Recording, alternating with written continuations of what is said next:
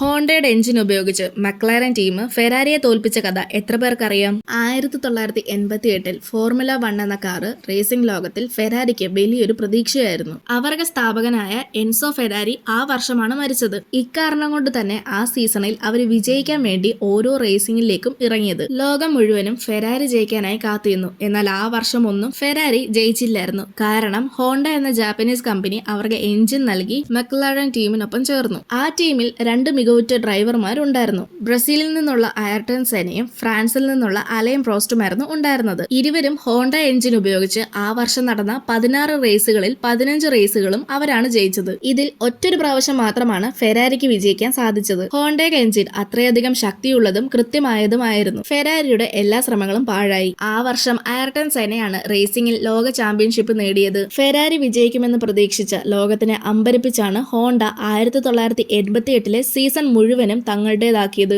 നിങ്ങൾക്ക് ഫെരാരി കാറുകളിലെ ഏറ്റവും ഇഷ്ടമുള്ള കാർ ഏതാണെന്ന് കമന്റ് ചെയ്യ്. ഇതുപോലെയുള്ള കൂടുതൽ വീഡിയോസ് കാണാനായി ചാനൽ സബ്സ്ക്രൈബ് ചെയ്യാനും ഇൻസ്റ്റഗ്രാമിൽ ഫോളോ ചെയ്യാനും മറക്കല്ല്.